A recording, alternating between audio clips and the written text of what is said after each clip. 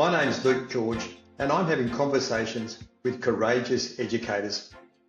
On Monday, November the 11th, 2024, 600 West Australian educators gathered to congratulate and celebrate the West Australian Education Awards.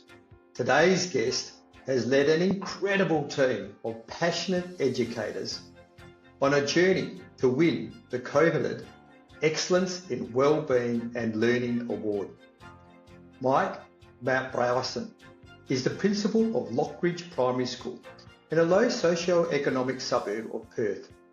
Mike is another courageous educator who dispels the myth that your postcode defines your choices. Mike and his educators have created a positive culture where everyone thrives. So I was really interested in understanding the journey Mike has been on to transform a traditionally hard to staff school to one that wins big awards. Welcome along, Mike Mount-Bryson. How are you? Good, Luke. How are you? Very well, very well. I'm quite looking forward to this conversation. But before we start there, I must say this whole hyphenated name, Mount-Bryson, sounds quite regal. Are you from distant royalty or something? I'm probably the most distant thing from royalty, probably. But no, look, it's not that exciting. I think the story goes, as we understand, my grandfather, my pa on my dad's side, was Reginald Mount-Bryson, Mount being the middle name, and the nurse allegedly put a hyphen between his middle name and his last name. So hence it becomes legal, and that's our side of the family. There it is. Just a scrape of a little line and all of a sudden you've got a hyphenated. Absolutely. That's it. All right. So there's this great adage, and I get to meet so many guests and like yourself, and there's only like that 6 degrees of separation. And your grandfather, that you admired so much, was actually my primary school principal, the big Jack Appleby. Jack Appleby. So tell me about how significant the influence of him in your education journey. Yeah, Pop was a wonderful man. Both Nana and Pop had an enormous part to play in my upbringing, I suppose. And I spent a lot of time with them growing up. That was my mum's folks. And I still remember going at the back end of Pop's career, and even after he finished in schools, to Caranet Primary School, and walking the corridors and the railings. I remember walking along the railings and finding tennis balls in the garden, and just the feeling of warmth towards him through schools. And then all those years after, people coming up to him on the street and just having moments of conversation saying, I remember you and the impact you made. And it was always lovely for me to see growing up these people that my Pop impacted so importantly in their sort of then growing years. So he was a fantastic role model, and at the time I didn't think he was a role model, but clearly he's had that significant influence in my journey.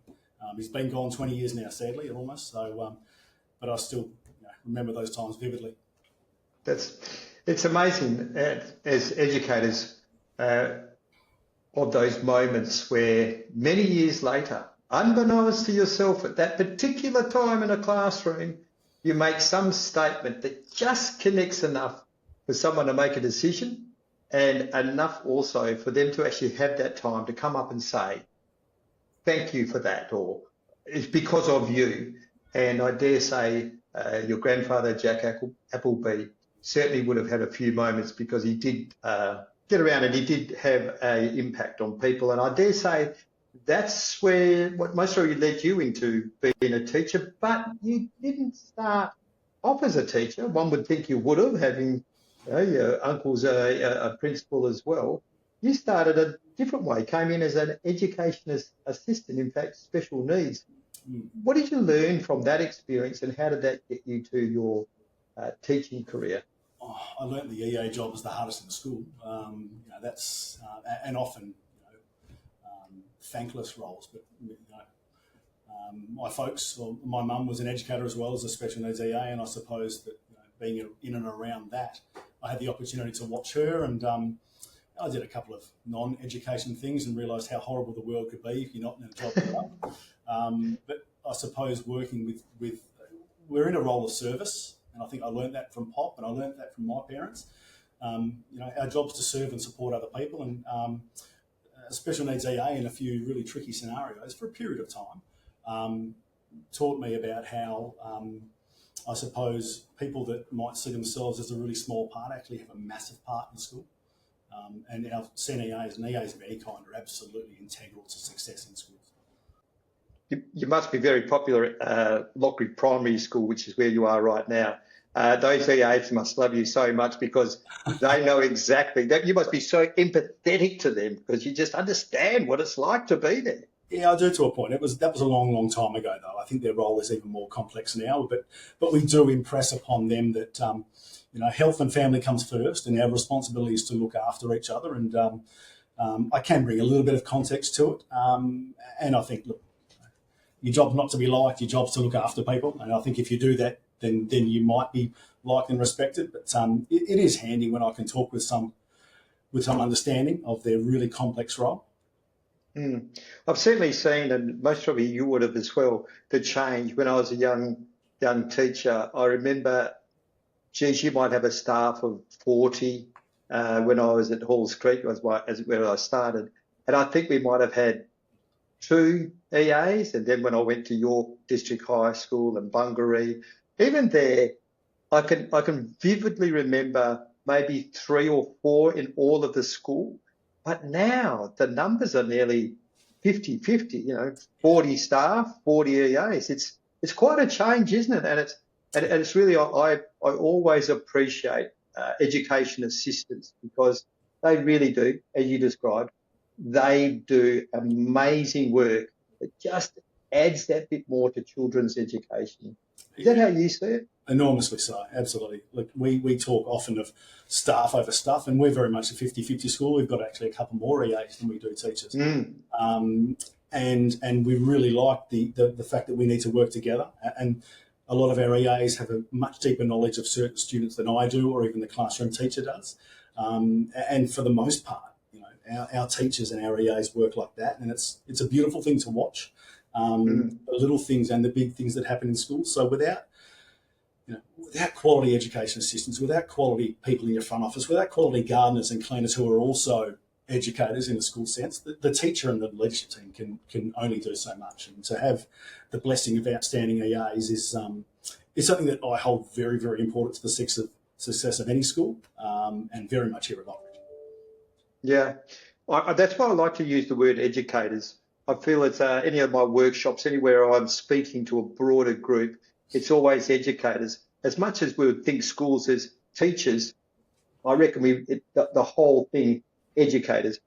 Like you were saying, the gardener's part of the education. The front office is part of the education.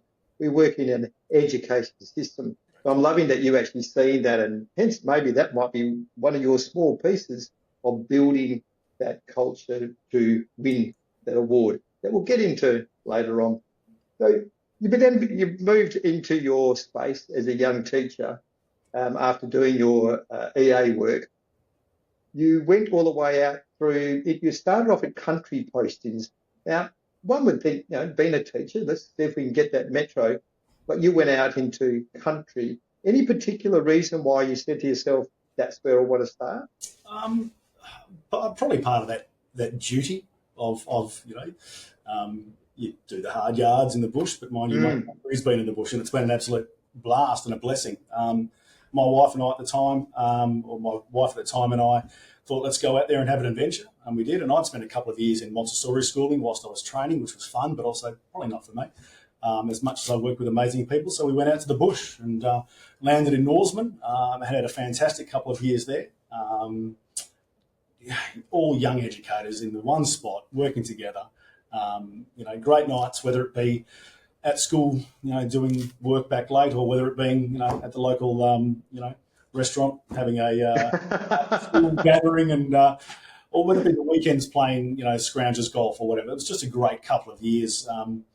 My initial posting all those years ago, and then I sort of headed a couple more country locations. Spent a long, long time in York as well. Yes. Loved my time in York. It's I still have a very close connection with York, which is it's wonderful. They may not think so, but I still play cricket out there.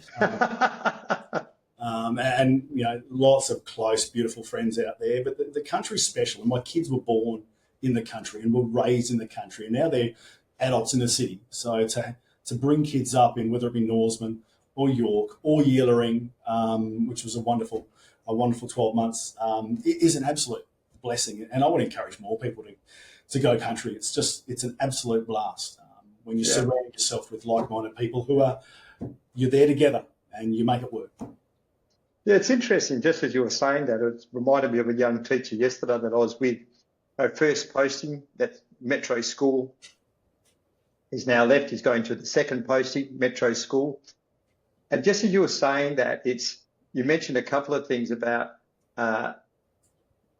when I left and worked in Halls Creek. I was by myself.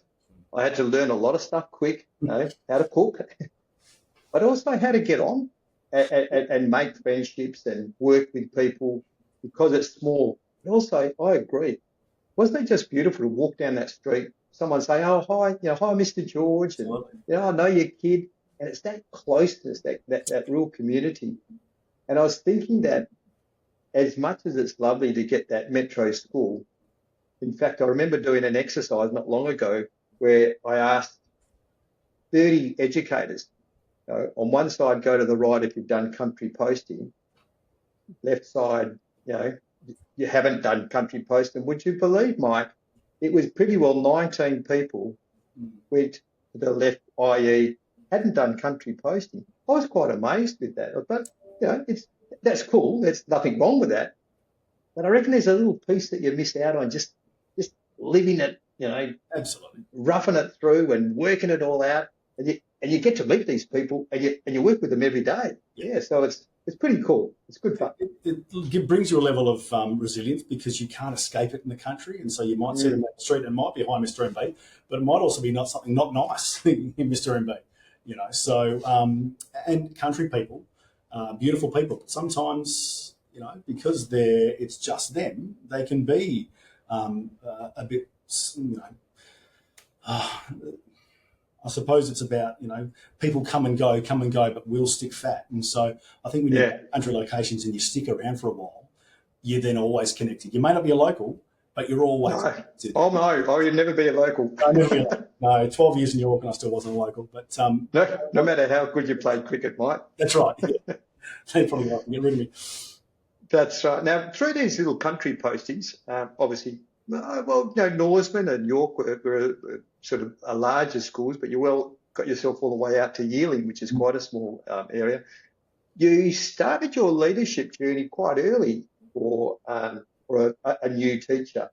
What was it, do you think, that you did that caught the eye of your director who said, "Hey, Mike, about leadership, what do you feel looking back at that you were doing that you didn't realise at the time, but actually most people see it now?" Some things, it's just sometimes timing. My first opportunity was a tap on the shoulder as deputy at York by an amazing leader who is still, one of the most outstanding that I've worked with, Alan Smith, just a wonderful school leader that what Alan did was brought people together that complemented each other. So Alan brought people into his leadership team that were different to him. And to watch an amazing leader like that go, "Well, I need some of that and some of that and some of that," that had a very big influence on me early in my career. And a couple of years of doing that, I thought, well, let's have a crack at my own gig, and was fortunate enough to win a job as principal of Yeelering, and it was a fantastic year. The challenge there was family. It didn't work for our family. Town was great, school was great, staff were great, kids were beautiful, absolutely stunning children, but it just didn't work for our family. So we had to make the decision to move on after only a short time. And whilst at that moment, I thought I'd just given up a winning lotto ticket. First principal gig, I've just thrown it all away, and 15 years down the track, and well, I didn't, but at the time I thought I did. So,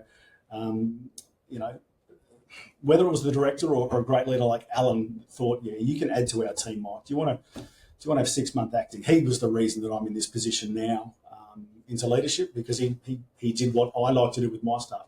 He trusted me, and that's it. So he's an amazing, and still is an amazing man. So. Oh, it's lovely.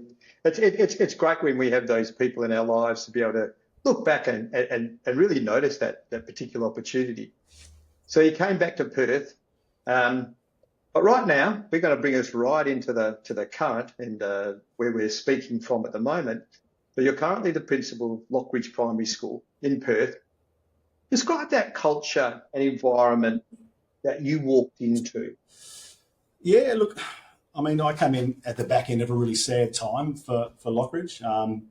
The principal had passed away, and that caused, all number of challenges, and not that they were anyone's challenge in particular, but I think the school was just probably ready for a fresh start of sorts. And in comes this bloke that had been out in the bush, being a principal and a deputy for multiple years, and I came into Lockridge, and I think the first thing I did was something that I was never really good at. I was always that leader that was get in, let's go. But Alan again taught me over years to just watch and listen and chill a bit, and I employed that pretty well in that first term at York, coming in at 2018 term 4. So I had one term to sort of get a handle on it, and so I walked into a culture that I think was probably ready for something different, and ready for stability. I'd heard the rumours that I was the 15th principal in 19 years or something like that. So what good schools need? They need people to stick fat, and they need people to stay. And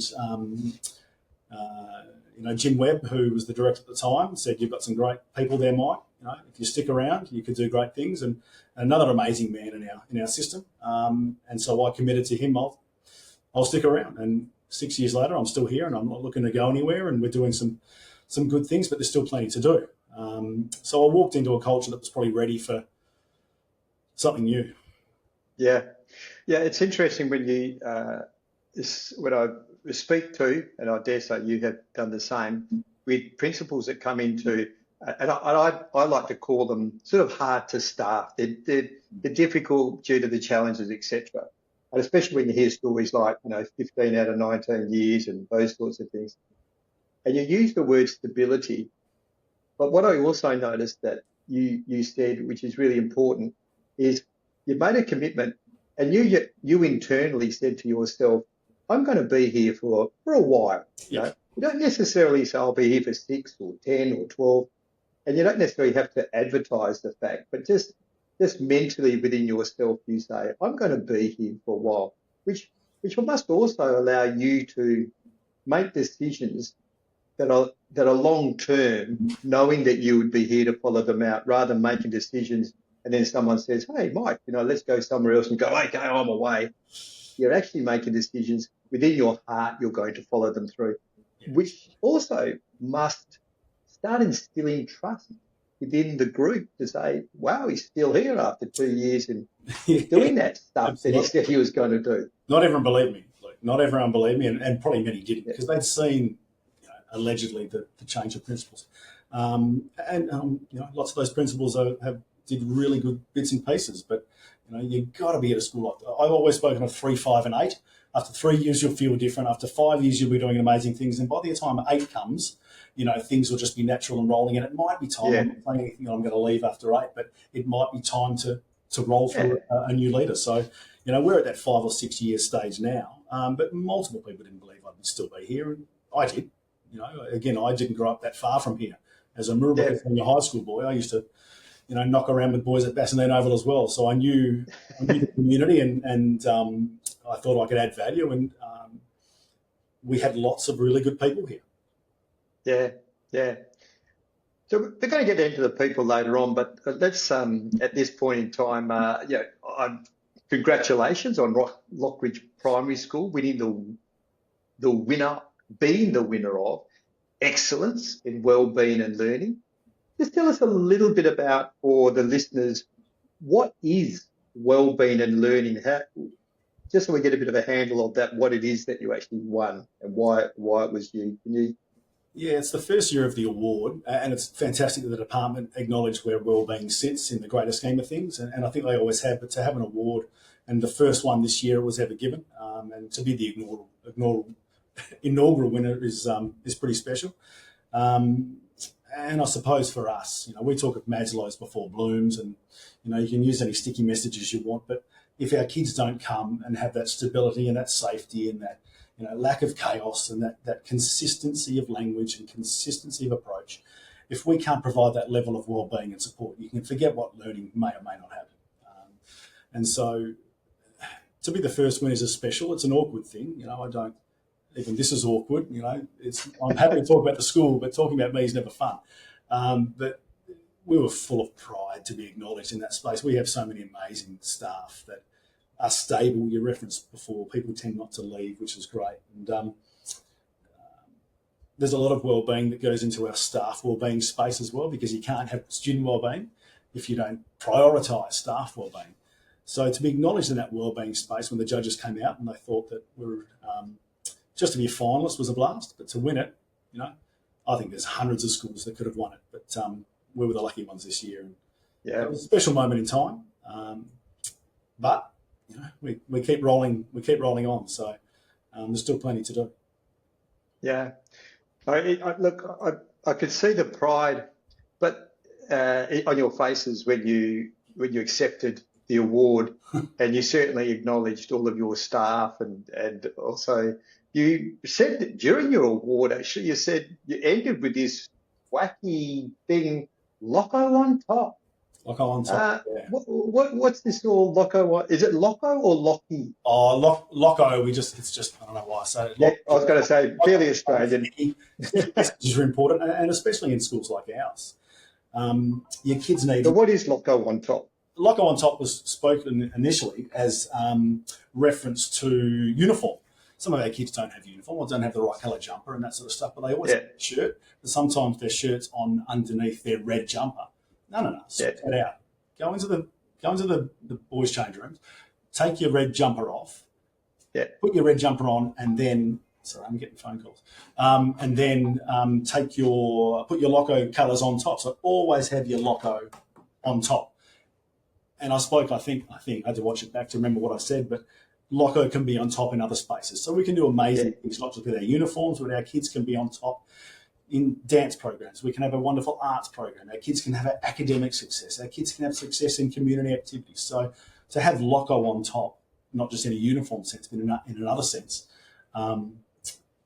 it's a sticky message to say we can do it.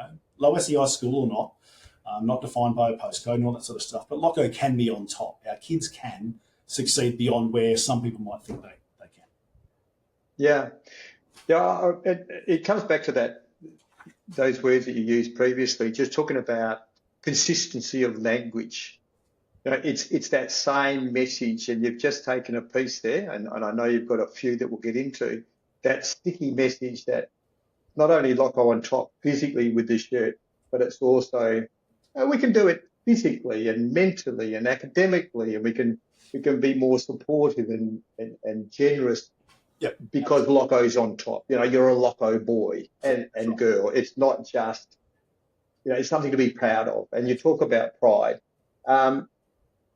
which is what I noticed in your speech, which partly then I said, I've got to find out what that background is, because that's not something you can just make up.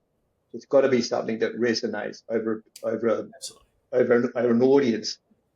And I dare say that it could even get into the community, so the community use it as well, so they also feel the pride of being Loco on top. Yeah, very much. I think our values are used really strongly by our families of respect, safe and high standards, and we talk about, all good decisions a child can make can fall under showing respect, being safe, or having high standards, and all those decisions they make which aren't the best can fall into not being safe, not showing respect, and not having high standards. So you just target the language that makes it easy for everyone. It lowers the cognitive load of our kids, so they just know they have to focus on being these three great things. It lowers the cognitive load of our staff because they can just focus on these things. And it also gives the families and us some really easy shared language to focus on the really good teams that we are for their kids. And the Loco on top just comes from that. High standards. Loco can be on top. Come on, we're better than that. Let's keep Loco on top. So it's not quite tribalism, or it's not quite competition, but it's very much about that pride in oneself, pride in our colours, and just making sure that our kids are seen, are heard, are achieving, and are not looked at as Loco, gee, because that's what our community has copped for years and years and years. And even as a school now, gee, Locko, that must be tough. Well, no. To be at Locko is an absolute professional and personal privilege and blessing, and that's why our staff stick around. That's why we have really good, strong out of area enrolments, and that's why our relationships with so many of our groups are so strong, because this is actually a sometimes challenging but an outstanding place to be. The greatest professional privilege of my life. Yep, absolutely.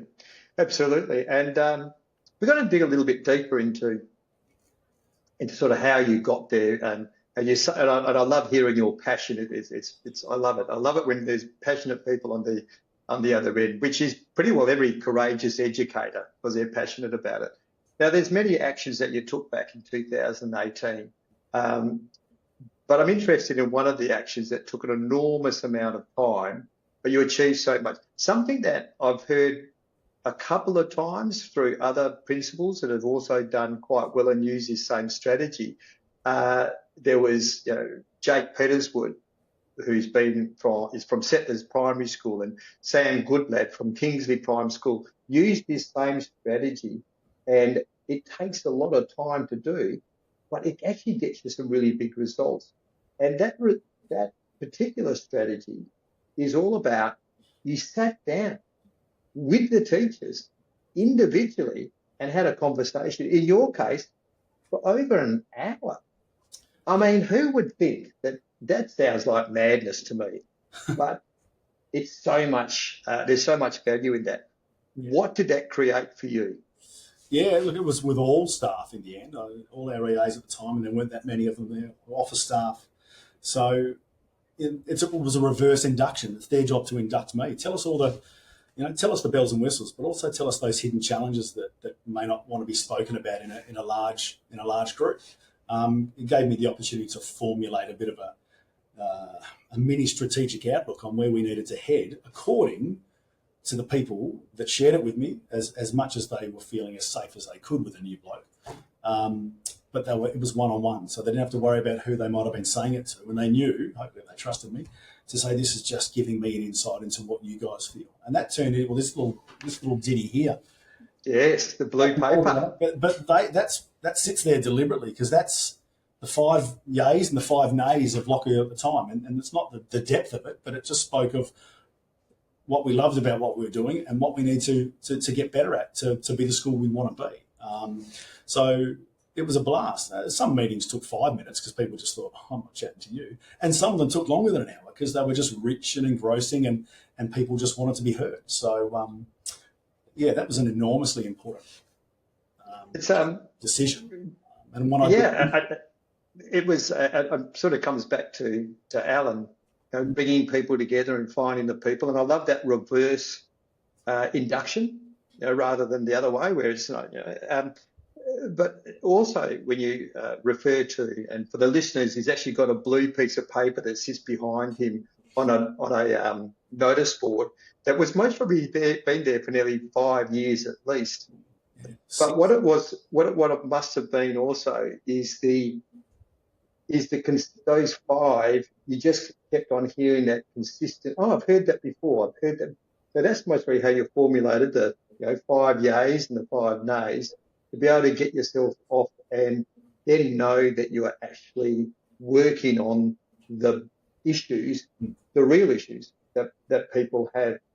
And now from that, I think your themes look like communication, relationships, collaboration, policy and procedure.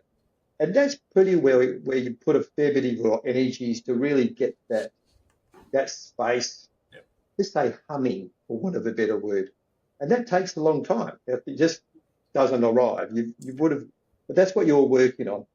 Would that be right? Absolutely. And they're the hard things to build if you don't have consistency of leadership, and you don't have consistency of language and practice. So to have, really rich communication and rich collaboration and streamlined policy and processes, well, people need to stick fat.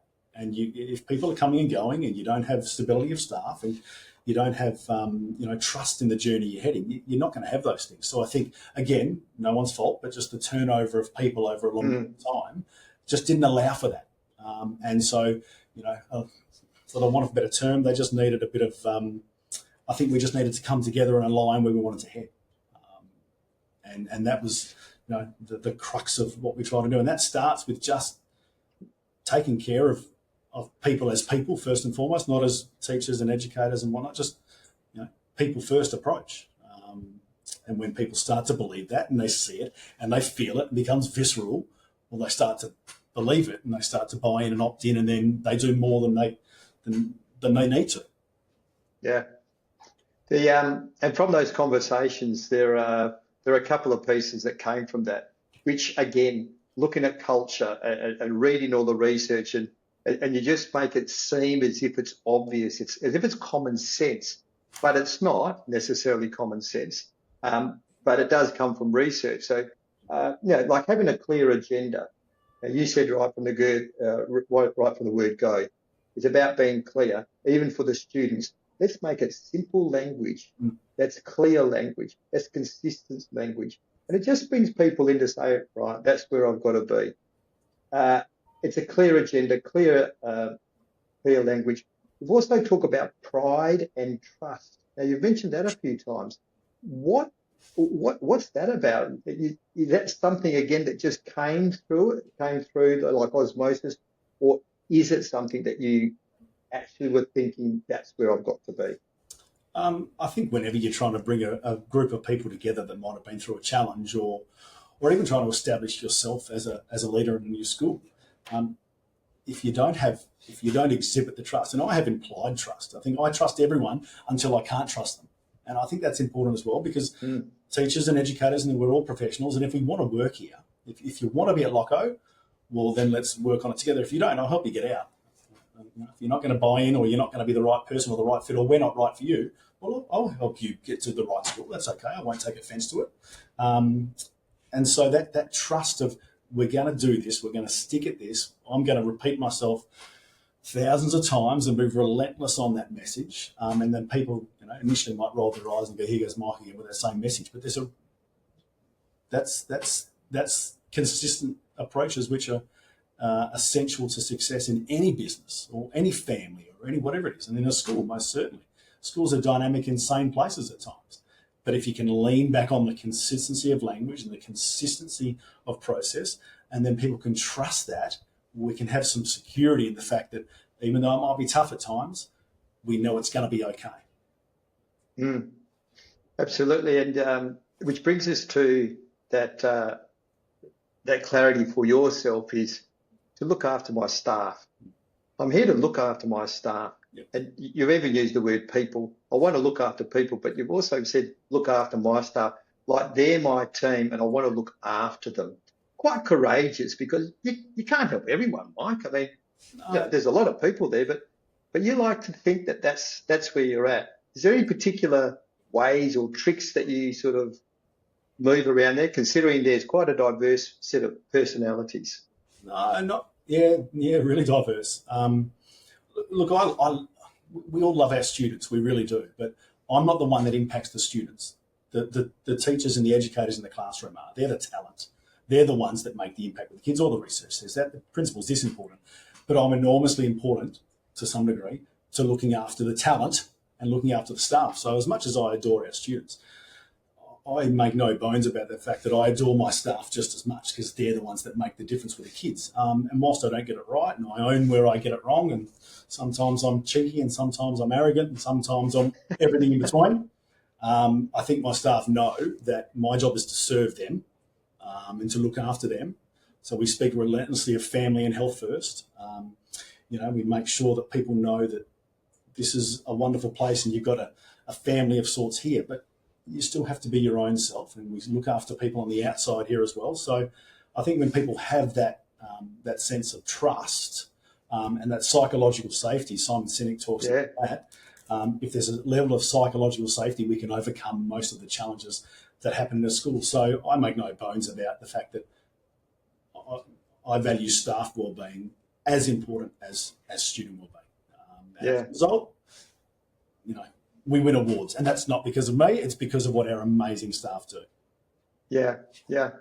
Now, just talking about your staff and how much you look after them, considering that there's currently a teacher shortage, but it's interesting that one of the stats you used that in the past 4 years, you've had a 90% retention rate of your educators. That's not a lot of people leaving. And I feel as if it's further evidence of the positive changes that the schools have adopted. And even I understand totally having the movement of people out, 10 people out and 10 new people in. And you've reduced that to quite a small amount, which even helps that consistency. Yep. That must be something you're quite proud of as well. That's a really cool stat. Yeah, I thought it was important, but Jim Bell, our ex-DG, spoke about it when he was here a couple of years ago about that's just an amazing stat that the department look at. And I probably didn't click until then about, it's important, but it's actually something we should be really full of pride about. And that's mainly only because of the fact that some of our beautiful staff are off having babies. So that counts in the turnover. We haven't lost staff for a number of years. And I think that's because of the fact that, for the most part, on balance, we really care about each other and they're invested in the Loco journey. That's not done by me, that's done by us. And so we're really exciting for one of our staff next year. She is shooting off to the bush. How great is that? Someone's going from the city to the country. Yeah. That's brilliant as a long-time country boy.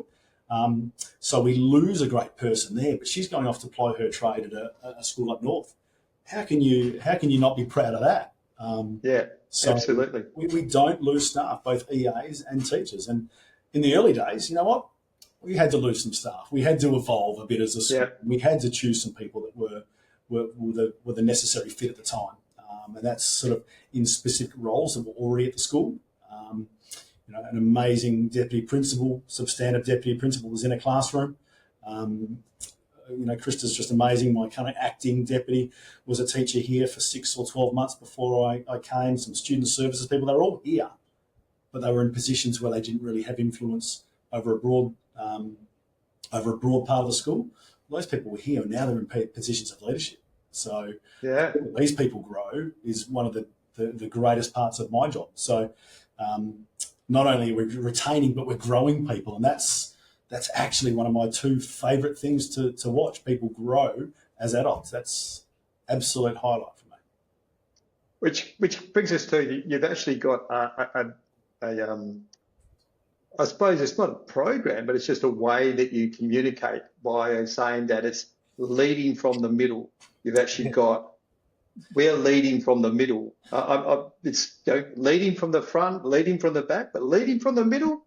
This is something that Mike's created. Tell us about leading from the middle, Mike. Yeah, I heard it. I probably heard it somewhere, I'm sure. But again, it comes from where the talent is. The talent's in the classroom. So if I'm not listening to them, and sometimes there's Mike decisions, and there has to be at times, whether it's from the department or whether it's a decision I have to make on any number of things. But you want your staff invested in the direction of the school. So I don't care where the good ideas come from. I look great if we're doing great things, even if I didn't do anything to do with it. So that's a tick for me. But if I've got amazing staff in the classroom, whether it be EAs, whether it be my amazing AIO, whether it be amazing teachers, if they're driving initiatives that are working for kids, who's the moron that wouldn't be letting them drive it from the middle? My job is to look after them and make sure they've got the time and space to be able to create those things. Now, it doesn't always work. Sometimes we miss the mark, but for the most part, the best ideas in our school over the last 6 years haven't come from this head. They've come from the people that matter. And as a result, sometimes it's been messy. Sometimes it's been a bit chaotic to bring in new things, but largely it's worked from the people in the classroom. So again, if I'm going to practice what I preach, why wouldn't I listen to the talent? That's unreal. Absolutely fantastic. And let's put a few statistics for those people that are wondering how good you are. So in NAPLAN 2001 to 2023, you improved in all standard deviations. Your attendance from 2021 went from 77% all the way up to 86%. That's fantastic. People love them coming to school. And then there's suspensions from 247 days just down to 40. That's great. I mean, that's a lot of days that you're not having conversations with children. And I suppose, I don't think you would have envisaged that sort of journey from 2018, but they're real stats and they're real things. It's again another, I suppose, feather in the cap of all your educators. It's not just Mike, 100%. but they are quite enviable, and it's certainly what schools are trying to attain, especially the low socio-economic and hard to staff. Pretty proud moment. It's just really a tick in a magnificent box. Yeah, look, we've got lots of work to do still, very much in the academic space, to make sure that kids are having sustained success. And I came in pretty hard, based on, again, the feedback from staff about some of the things they needed to see, and they needed to feel safe in the classroom. And so I came in pretty hard when it came to behaviour expectations, being safe in the classroom, having high standards. So, I didn't quite go on a spree of suspensions, but we just drew a line in the sand, and the vast majority of staff really appreciated that. And so once you draw a line in the sand, occasionally we're inconsistent, like we're human. So sometimes you might give 3 days and sometimes you might give 1 day. And so we're all human in that space. But we came in really clear. This is what we're not going to accept. And I think staff, I'm not proud of 247 days in my first term or semester, but I am proud of the fact that we established what we're going to expect and what we weren't.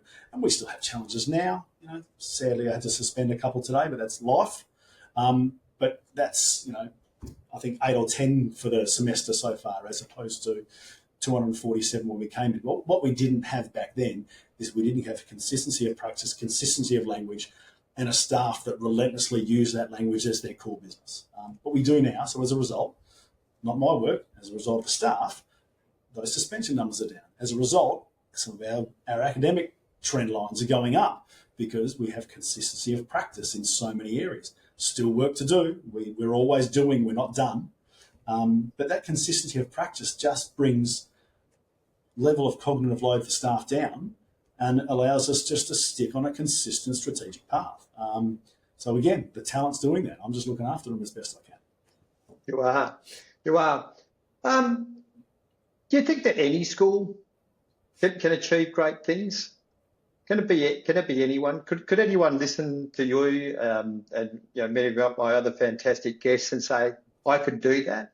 Yeah. And if they can, what's actually, do you believe, that stops schools from being high performing, great? What's the barrier, do you think, where you could see how things could stop? Your staff being on the same page. No matter what the page is, the evidence is if you do anything long enough and well enough, consistent enough, it'll work. If it's a good program, if it's a good initiative, if it's a meaningful program, it'll work even better. But no matter what you do consistently, it's going to work. So if you don't have all levels of your school on the same page, good luck having really sustained success. One of the things that I did say to our staff when I first got here, I said, we're going to become a PBS school, PBS. And if we do this well, we'll see an initial drop in our academic outcomes. Sure enough, we did, because again, the focus had to be caring about each other and making sure we have consistent language and practices. There was a little hit for a while with some of the academics, because again, we had to focus on that core underneath wellbeing. But if you haven't got your leadership team and your teachers and your EAs and your gardener and your cleaner and the outside families and your community on the same page, you're pushing it uphill. So you could have the best teachers in the world. If your leadership team isn't looking after them, you're going to struggle. You can have the best leadership team in the world, but if your teachers aren't wanting to drive from the middle or to lead from the middle and work with your leadership team, it's just not going to work. So that alignment, great word, alignment. Yes. Yeah. It's similar to David Wanstill's story about Balladura when he started. That was the same. It was just, for him, it was about getting behaviour. Let's get a consistent behaviour so then at least students are ready to learn. And that little dip that you mentioned, because that takes time and effort and management. Yep. But then there's, again, that we've all got to be aligned. We've all got to be on that page. Correct. So you've done all this great work. You speak with passion. You obviously love your job. And I was just, as I can see this smiling face of your great people and the way that you care for them. Is this the only way that you fill your cup? Is this your filling your cup while you're at work?